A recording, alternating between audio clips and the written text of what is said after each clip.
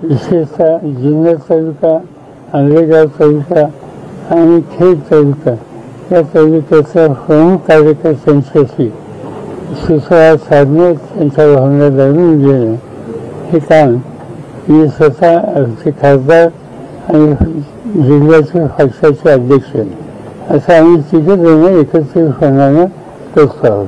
खरं तर काँग्रेसला लोकसभेला महाराष्ट्रात सर्वाधिक जागा मिळाल्या, त्या अनुषंगाने काँग्रेस आता विधानसभेला सुद्धा जास्त जागांची मागणी आहे. असं की प्रत्येक जण जागा मागत असतो. प्रश्न ज्या जागा दिल्या त्यामुळे जागा आल्या. राष्ट्रवादी काँग्रेस पक्षाने 10 जागा दिल्या, पण 10 तर 8 आल्या. तुम्ही जर टक्केवारी बघितली किंवा गुणवत्ता किंवा स्थायिक रेट बघितला तर आज राष्ट्रवादी काँग्रेस क्रमांक 1 आहे. पण आम्ही 1, 2, 3 असं काही मानत नाही. आम्ही सगळेच एकत्र होणारं लोकांचं होऊन जातो. 5 वर्षाच्या पूर्वी जी निवडणूक झाली त्या निवडणुकीमध्ये काँग्रेसला 1 जागा मिळाली आणि राष्ट्रवादीला 4 मिळाल्या. आज त्याच पक्षांना महाराष्ट्राच्या जनतेने 48 पैकी 31 जागा दिल्या आणि याचं श्रेय हे सामान्य जनतेला आहे. खरं तर वागणकांचा मुद्दा राज्यात सध्या होता. असली वागणक की नकली त्यावरनं सुद्धा राजकारण. मला स्वतः त्याची काही माहिती नाही, त्यामुळे त्याचे करून जाणकार असतील त्यांनी त्याचा निर्णय घ्यावा.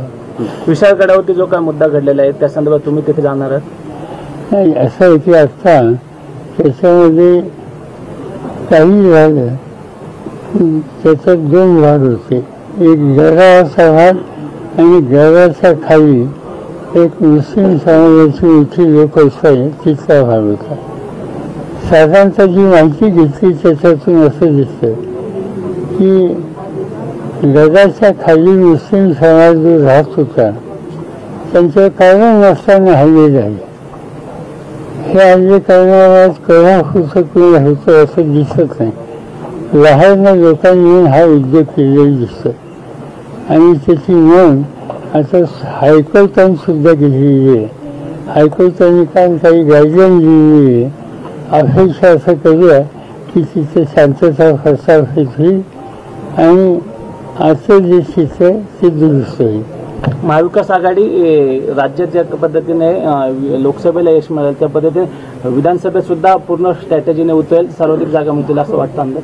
नाही, मला असं मी मगाशी सांगितलं की तिन्ही पक्षांनी एकत्र निवडणुकीला सामोरे जाणार आहोत आणि आमच्या ठिकाणची आणि आमच्या हजारो कार्यकर्त्यांची भावना आहे की एका विचाराने जायचं, लोकांना पर्याय द्यायचा आणि महाराष्ट्राचे प्रश्न सोडवण्यासाठी प्रभावी काम करणारं सरकार या राज्यात द्यायचं आणि त्याच्यात काही आम्ही काही करून देणार नाही. खरं जागा वाटपाचा विचार केला तर तिढा वाढू शकतो. अनेक ठिकाणी शिवसेना मागणी करते, अनेक ठिकाणी त्या ठिकाणी राष्ट्रवादी काँग्रेस पक्षाचे उमेदवार इच्छुक आहेत. मुद्दा असा आहे की मागणी सगळेच करतात, पण आम्हाला खात्री की आम्ही प्रश्न सोडू. जसं लोकसभेला काय झालं मागणी होती त्यांना एक विचारांना निर्णय झाले तसंच इथेही काही अडचण नाही. आज करता शिरूर लोकसभा मतदारसंघामध्ये तुम्ही कार्यकर्त्यांशी वार्तालाप करणार आहात, मात्र या ठिकाणी इच्छुकांची तुम्ही बैठक घेणार आहात? अनेकांची इच्छा आहे, अनेकांनी त्यांच्या भावना व्यक्त केल्या. त्या इच्छा आहेत, आंबेगावमध्ये आहेत, खेडमध्ये आहेत. साहजिक असे कार्यकर्त्यांची अपेक्षा असते आणि कालच्या निवडणुकीमध्ये याच कार्यकर्त्यांनी प्रचंड कष्ट केले.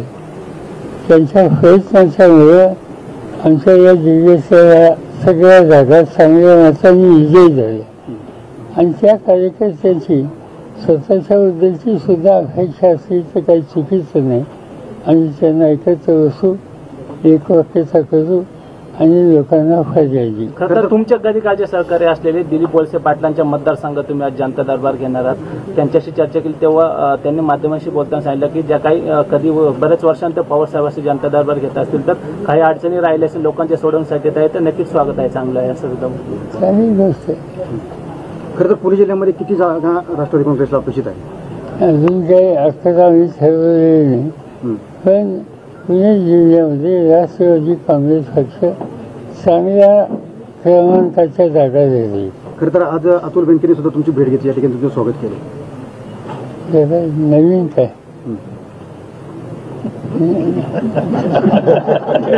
अतुल बेनके राष्ट्रवादी काँग्रेस शरदचंद्र पवार पक्षात येतील अशी सुद्धा चर्चा होती मधल्या काळात. ते हल्ली कुठल्या पक्षात आहेत पण ते अजित पवार गटात आहेत ना, राष्ट्रवादी काँग्रेस 2 ठिकाणी फुटलेली. मला माहिती नाही आज तुमची त्याची चर्चा झाली, नक्की काय काही चर्चा? चर्चा विषय काही झालेली नाही. लोक विचारले येतात. असं आहे की त्याचे वडील माझे मित्र होते नाही, अनेक ठिकाणी बोललं आणि जातं की आमच्या मित्राचा मुलगा आहे. त्याच्या राजकारण काही होत असेल तर ती त्यावेळेला त्याचा निकाल घेऊ. त्याची काही इथे चर्चा करायचं काही कारण नाही. अजित पवार गटाचे अनेक आणि साधी गोष्ट अशी आहे की कालच्या लोकसभेच्या निवडणुकीमध्ये ज्यांनी राष्ट्रवादीच्या उमेदवाराचं काम केलं ते आमचे. जे पुन्हा गेलेत सोडून ते पुन्हा जर परत येणार असतील तर त्यांना घेतलं जाणार का पक्षात? नाही, सांगितलं ना, ज्यांनी काम केलं ते आमचे. त्यांच्या हिताची जपणूक ही आमची जबाबदारी. म्हणजे अजित पवार गटाचे जेवढे संपर्क आहेत चला. त्यांनी काम केलं असं म्हणायचं आहे. ठीक.